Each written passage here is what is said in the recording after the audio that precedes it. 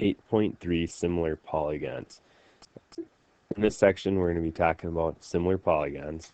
The notation for similar is this mark here, which is called a tilde, often found on the top left of your keyboard. And just like when we wrote corresponding, congruent statements of congruence, the corresponding parts had to match up. So angle A would have to match up with angle W, B with X. Segment AB would have to match up with segment WX.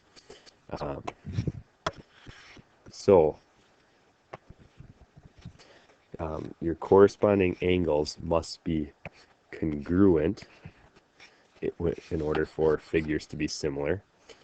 But your corresponding sides just have to be proportional. They do not have to be congruent. So these two figures are similar. They're the same shape, but different sizes. Okay, same shape. That's why the angles need to be the same, but different size. Sorry about the handwriting. Different size, I should say, is okay. If the figures are congruent, technically they are still similar as well. So we can write a statement of proportionality, and a statement of proportionality is where we're going to say AB, segment AB, that ratio compared to the ratio of the corresponding side, WX, is going to equal, and I'm going to go down the line, BC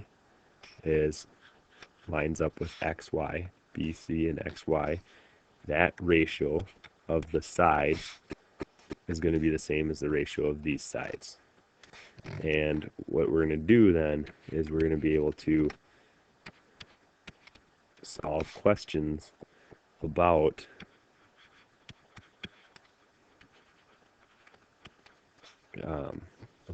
we can set up proportions if the figures are similar and find missing side lengths. First example is just we want to decide whether these rectangles are similar. So if they are rectangles, these are all right angles. So just because the angles are all corresponding angles are all congruent, does that mean they're similar? No, the corresponding sides also have to be. So you can write a little proportion, 3 to 5. This side corresponds to that side. Is that the same thing as 5 to 7? Okay, well, you can't just say that this one, the denominator is too bigger than the numerator. That doesn't mean they're proportional. You got to make sure your cross products are equal. 5 times 5 is 25. 3 times 7 is 21. Those are not equal. They're not proportional. So they are not similar.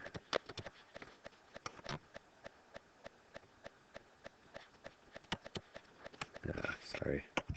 I'm trying to talk and write too much for me right now, I guess. Proportional. Okay, so if they're not proportional, the sides are not proportional, then they are not similar.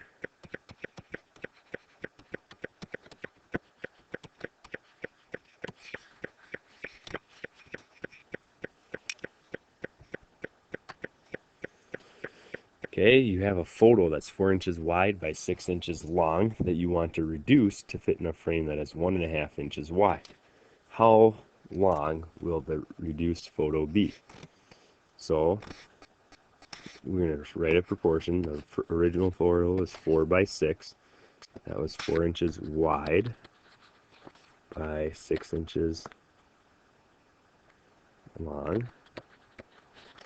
And when we reduce it, we're 1.5 inches wide. So where does 1.5 go, top or bottom? Since it's 1.5 inches wide, that goes on the top. And we're going to figure out how long it is. So here we get to cross multiply and divide. 6 times 1.5, well, that's like 6 times 15, which is 90, but with one decimal place. equals 4 times x. So now when we divide by 4, 9/4, we don't want to know about 9/4 of inch. So this is a case where it is nice to change it to a mixed number, 2 1/4 inches.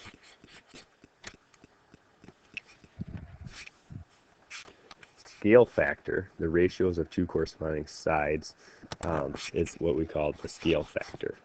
So what is the scale factor in example 2? We go back here.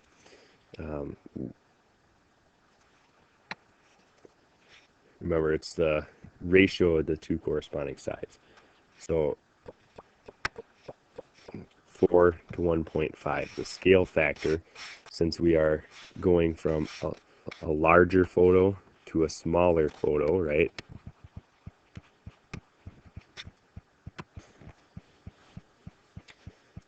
One 1.5 to 4, which is the same thing as 3 to 8.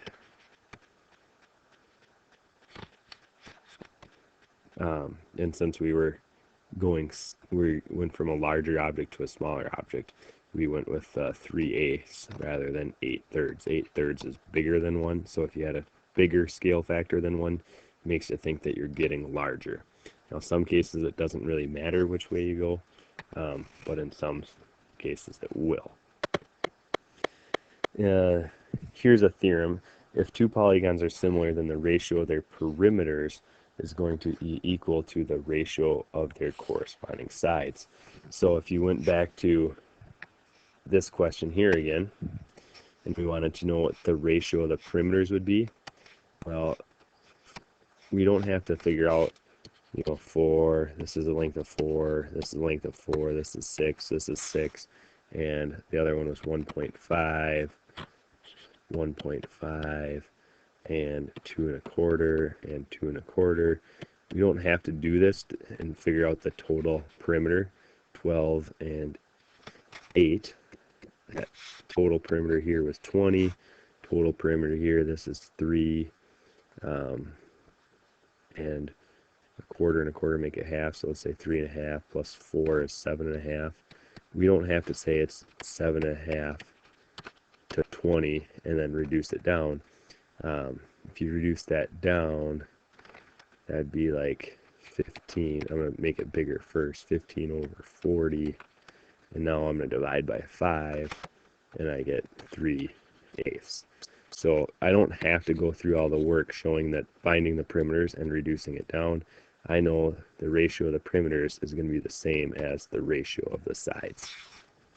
So this is a very, time-saving theorem. And we're going to see some theorems like it in coming chapters.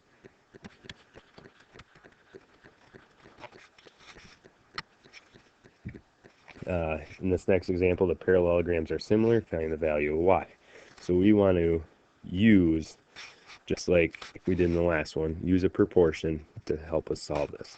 So I'm going to first figure out what that scale factor is. 15 to 24. Notice in this case, you don't know if you started here and made it bigger or made it smaller, so it doesn't really matter your scale factor. 15 to 24, those sides correspond, and 12 corresponds with the y. And now we can cross multiply and divide, and before I do that, I check to see if I can reduce something here. And I know 3 goes into those, so I'm going to rewrite this as 5. And 3 goes into 24 8 times. So if I make it a little simpler for myself, 8 times 12 is 96. Divide that by 5. That's what y is going to equal. Well, y is going to go, if you want a mixed number, I believe that'd be like 19 1/5. There's your homework. If you got questions on this section, bring them and have them ready to ask me in class. See you then.